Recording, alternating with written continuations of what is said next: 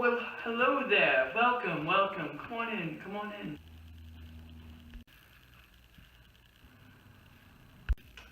Hello. Welcome to my home. Why would you be bored like those losers when you could just read a book? I'm going to refer you to a very special book. One that I find very interesting. It's a secret though, so come a little closer. A little closer. A little closer. Boo! The book I was going to refer you to is named The Red Badge of Courage and is written by Stephen Crane. The book The Red Badge of Courage, written by Stephen Crane, is a historical fiction based in the Civil War. It is a story about a young private in the Union Army named Henry Fleming.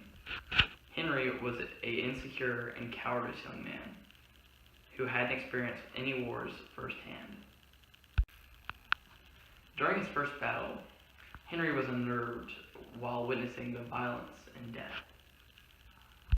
He was so shook that he ran as fast as he could all the way back to the generals in the back of the battle. Henry eventually begins his way back to his unit and is confronted by some soldiers.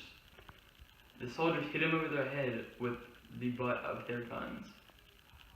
He makes it back to his unit and his fellow colleagues meet him with a sigh of relief.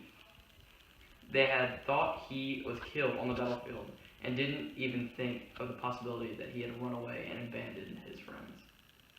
Henry was overcome with guilt and wanted to prove himself more than anything.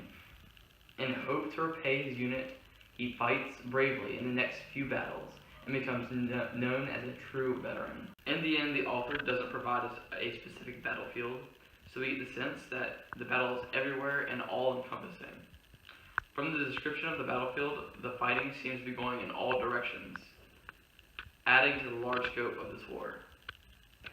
Doing this, unfortunately, causes the book to lose key connections to the Civil War, and loses key aspects that would make this book more of a science fiction story.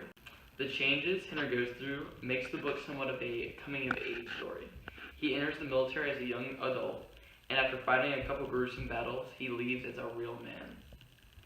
Before he fights his first battle, he finds himself insecure and nervous. He also felt guilty for not fighting his hardest and watching his brothers die at the hands of the enemy. He then begins fighting with vigor and with a sense of revenge. So what is the red badge of courage? Obviously, it is symbolic, but it turns out the badge is red because of the man's blood. This is similar to football uniforms. When a player rides the bench, his jersey is clean. When a player carries the team, his jersey is usually dirty. Like I was saying, the badge is obviously symbolic.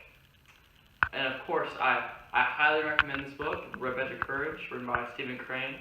It was a great read, very interesting, not too long. It's great. Thank you for watching. It's been Grady Eckberg. And Cassie!